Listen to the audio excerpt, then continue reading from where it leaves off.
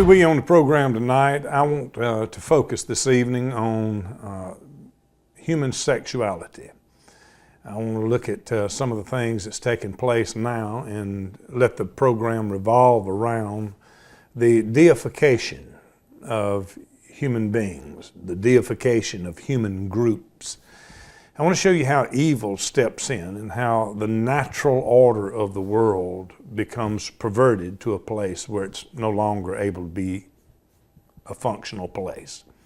It's what has been happening now as perversions of nature has now crept into our societies, that certain groups of humanity is now being lifted up to a divine status almost, becoming a deified group requiring absolute protection, absolute fondling and petting and caring and loving and protecting from not only violence against them, but protecting them from any hurtful words that may somehow or the other cause them to feel bad. The dangers that's involved in this.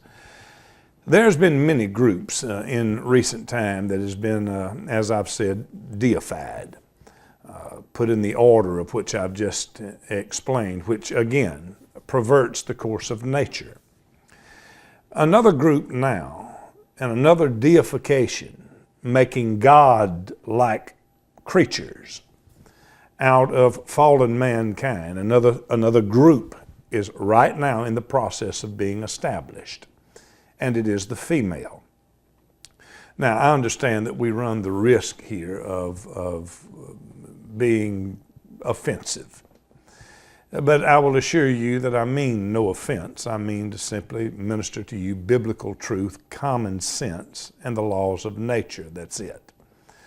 All of the harassment charges that we're now hearing being slung around against everyone and everybody, some of the accusations most likely true. The ones that are true are the only ones, well, that can be proven. An accusation is an accusation until the accusation is proved. There is something dreadfully and horribly wrong with the fact that there are certain things that a person can be charged with, simply accused of. And no matter what the outcome of it is, it to a large part destroys that person's livelihood, their name, or at least in some part destroys it. There are certain things that can be said about a person that we need no courts, we need no judgments, we do not even need the accusers to be tried properly in a jail. They can simply bring an allegation against you, and it to the most part in your life. Now, anyone with any sense would have to know that that is an extremely dangerous place to be. If an accusation is true, then an accusation can be proved. And if the accusation cannot be proved, then the accusation first should not be made, and secondly, should never be received. We have now cases where people are accusing others of abuse or of harassment that spans the time frame of 10, 15, 20, even 40 years, with no evidence to support a single word that's being said. But yet people's entire livelihoods and their life's ambitions are being destroyed because the media and a large number of people that's in society says that because someone accused you of something, you now have to step down because you've been accused of it. Now, that is what is being done. All that we have to do to apply common sense to this matter is very simply this. What if it was you? What if your lifelong pursuit, whatever it is, if it's coaching basketball, if it's playing football, if it's being a senator, if it's being a congressman, if it's just being a decent father, what if someone for some reason in your past made accusations against you that just the accusation alone made you guilty in the publisher's eyes, the media's eyes, those who spread the report, how would you feel? If someone brought reports against you or made accusations against you 20, 30, 40 years ago that could not be proved, how would you feel about that if that's all it took to destroy your life, your ambitions, all that you've worked for? Well, I don't have to ask you how you would feel about that. I know how you would feel about that. Accusations are accusations until they are proven.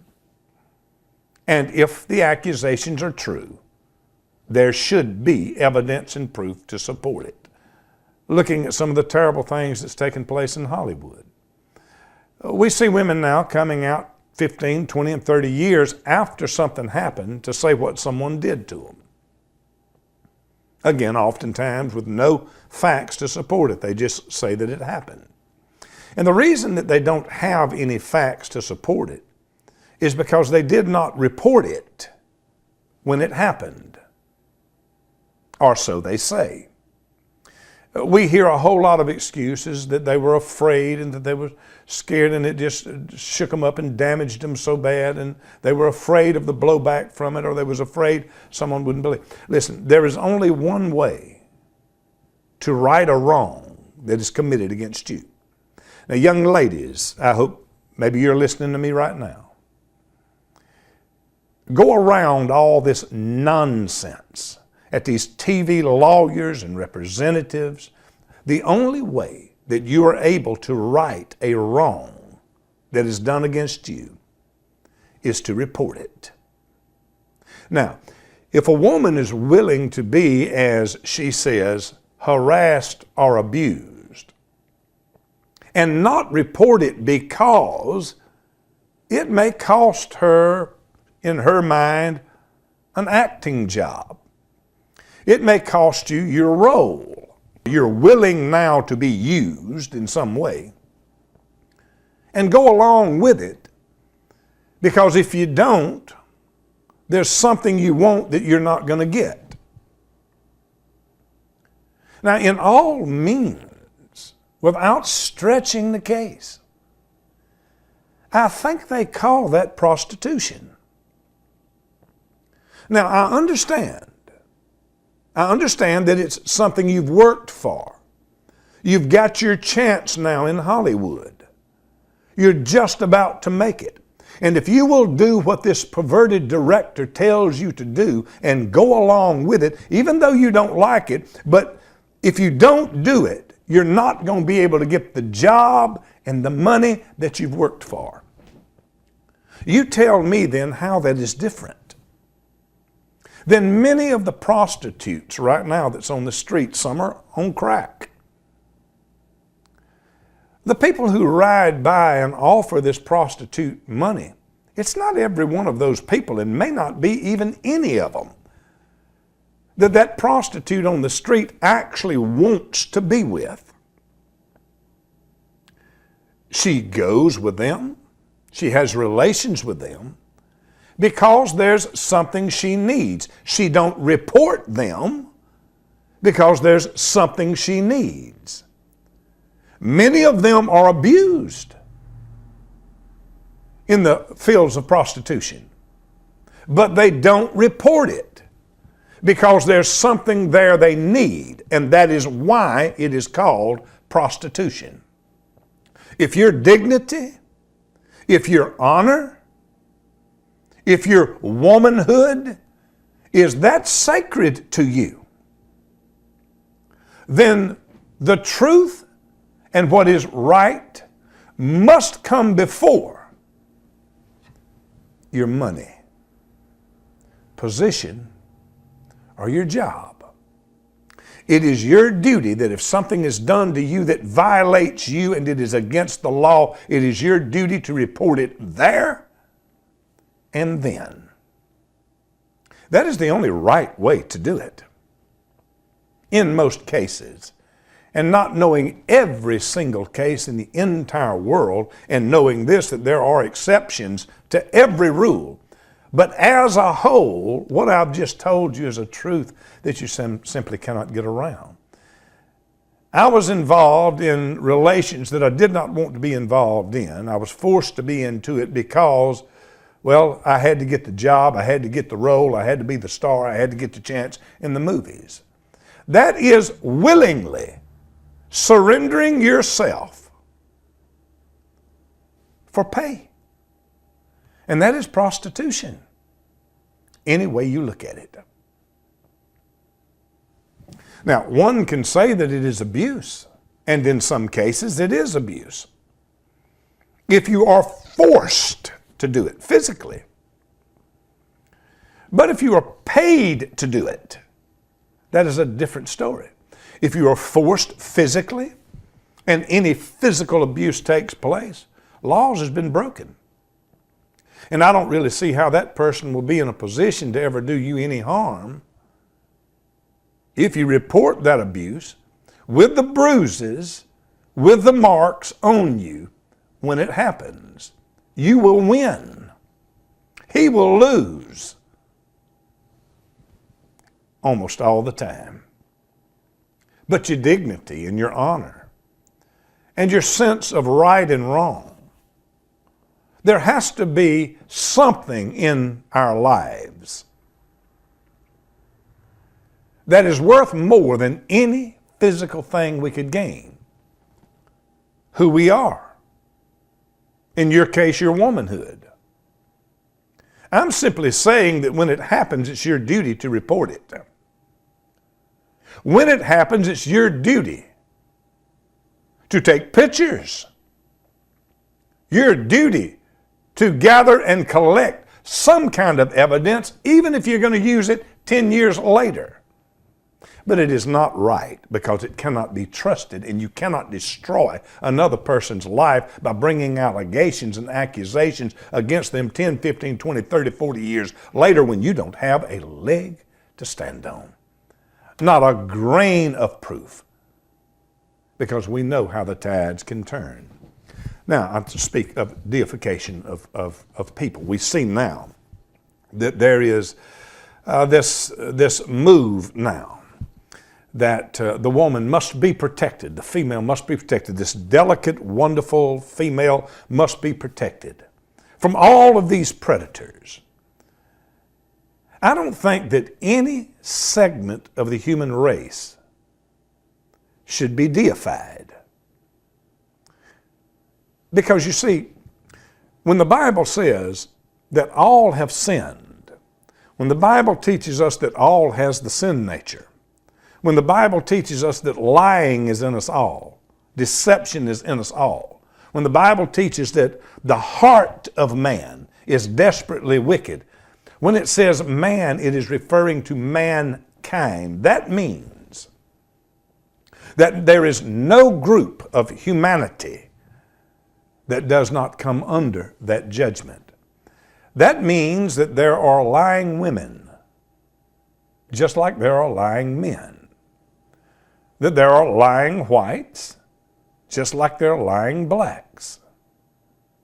It means that we are all in the same boat. So when we deify certain groups, we do it for personal reasons. In the case of politics, it's to gain block votes.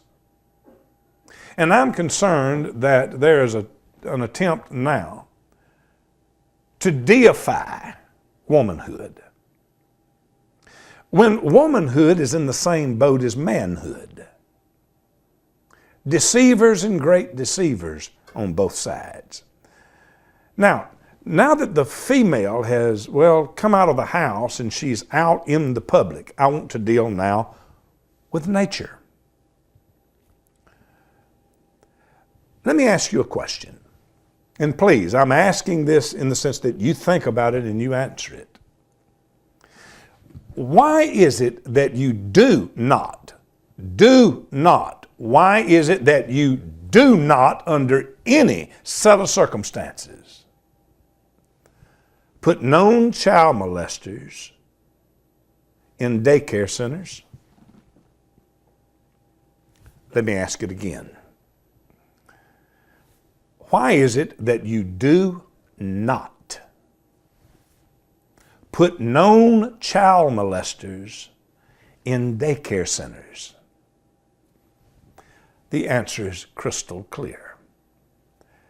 Because if you put child molesters in daycare centers, a child is going to be molested.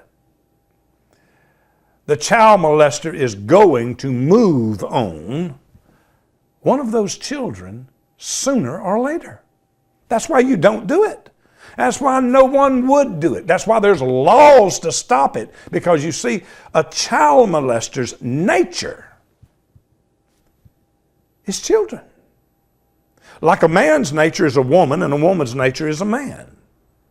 A child molester has been perverted, his brain rewired, and his desire now, his nature, are children. He has no more ability to stop from moving on a child than a man has to making a move on a woman or a woman making a move on a man. What I'm saying is this: you don't put child molesters in daycare centers because it's guaranteed what's going to happen. Okay. When you now incorporate in the workplace male and female, my brothers and sisters, it is impossible for a man not to be moved toward a woman. It is likewise impossible in that same setting for women to be moved toward the men. It is nature, period. You're not going to put men and women together and something of a relationship nature take place, or a move by one or the other. See, I said one or the other because we say, well, the man is the predator. Well, no, that's not the truth. There are men who are predators, and there are women who are predators. Men are predators sometimes, and they overtly and sometimes with some aggression make a move toward a woman. Sooner or later, he's going to wink at you. Sooner or later, he's going to say, you look nice today. And we're moving to a place now that will be classified as sexual harassment. I mean, they're already talking about it. This is impossible. But the man is not the only predator. The pendulum swings both ways. We have all sinned. The predators manifest their predatory behavior in different ways. Man is more aggressive. Man has to go after and hope he gets lucky. The female, on the other hand, can, for the most part, for whatever reasons, on any given evening or night or whatever on the town, get just about anybody she chooses. Now, here's the simple fact. Men may become aggressors. You look pretty tonight. That's a beautiful outfit you're wearing. I love your hair. Would you like to go have dinner with me tonight? That's as natural as natural gets. When you put men and women together, that's as natural as a child being molested when you put molesters in daycare centers. That is going to happen. I've never really seen a woman in my life ever offended because a man said she looked pretty. I've never seen a woman, in my experience, ever offended because a man asked her out. Now, you can become offended when lines are crossed, and it goes on and on and on after you've said no 2 or 3 times. But all of us has the ability within us to handle this. Once a line is crossed, once physical contact is made, then you report it. period, with evidence. But this predatory thing, a man aggressively moves toward the woman. It's his nature. It's what he does. When I say aggressively, I don't mean he grabs, hits, I mean that he is going to make a move. Would you like to go have coffee with me? The woman as a predator is much more effective and much more seducing. A woman does not move on the man overtly. But in that same workplace, when the woman sees the man that she's chemically attracted to, and it is going to happen, it is nature, she may put on a little extra makeup. She may wear some clothes that reveals just a little bit more. She may put herself in certain positions for the purpose of catching his eye, which is her saying to him, I would like to have dinner with you, in her way. There are men in that facility that this certain woman is after, just like there are women that men are after. One aggressively moves towards, would you like to have coffee with me? You look pretty today. The other dresses in ways that this shows and that shows. How do you solve this problem? How do we face it since man and woman is now locked together in these businesses and in these work centers? Why don't we let the women set a set of rules toward the predator men? Rules that they would like for the men to follow. Let them write it down and post it on a big poster on the wall. We as females would appreciate this respect, and list it all out. And then the men in the company abide by it. Likewise, let the men also write on the big poster what they would require out of the woman as not to seduce them. Maybe that you would wear clothes appropriate. You would not be too revealing with your body. That maybe you might even go so far as, well, say what the Bible says, women dress modestly. And oh, by the way, the woman, the female, she is the one who spends more time in the mirror. She is the one that's making sure everything looks just right. She is the one who turns and looks in the mirror to make sure everything is looking just right. Men don't do that. She wants to be appealing. If you are in the presence of men in a workplace and you do not want to draw unwanted attention, then the men should write on the postcards to be put up, this is what we would expect out of you. The women write, this is what we expect out of you. The men obey it. Then the men have the same right to write what we expect out of you. Don't come to church don't come to work in what the Bible calls the attire of a whore.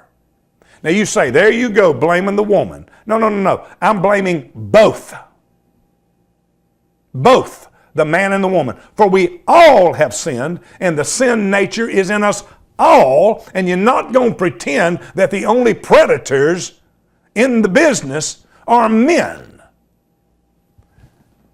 When there's as many women who also has got the eye on one of those men, the one who's moving on the woman may not be the one she's got her eye on, so she don't want anything to do with that one, but the one she's got her eyes on, she in 1,000 subliminal ways is letting him know, I would like to have dinner with you. Don't pretend that that's not the truth, because it is. I'm simply saying this. It is wrong, brothers and sisters, to deify any group of man. Men are not the only predators. Women are predators also. A simple look back through the history of the world and you'll find they're not at all the peaceful creatures that they're made out to be. It was John the Baptist, if you recall, who got his head cut off at the wishes of a dancing woman. It was the great man Samson, lost all of his strength and was reduced down to nothing but a common man by the works of a woman. And on and on and on it goes. What we're saying is not passing the buck. What we're saying is there's bad women, real bad women. And there's bad men, real bad men. For we all are the human race, and we all have sinned, and we all have fallen short of the glory of God, and the same wicked, evil nature abides in every one of us, exactly the same. Somebody does something to you that violates you and against the law, it's your job to report it. Man, woman, whoever, it's your job to report it. If you can live with it for 40 years and didn't even take a picture of it when it happened, it can't be all that much to you. Really, there has to be some other motive. Let's don't deify any group of the human race. Let's pray for us all, because we all in a mess, all of us.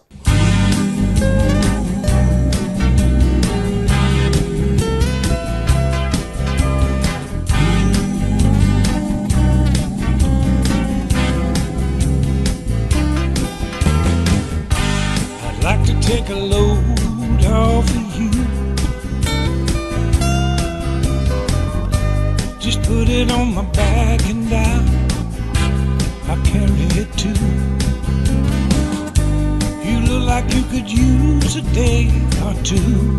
Get yourself some rest now, and while you do, I'll carry that load for you.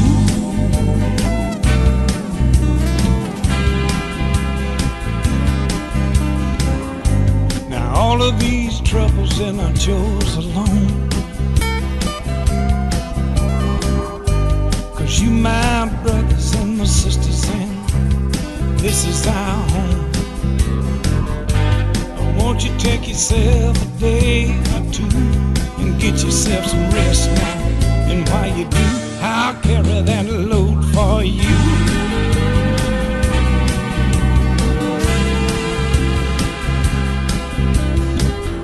Oh, that's the way it should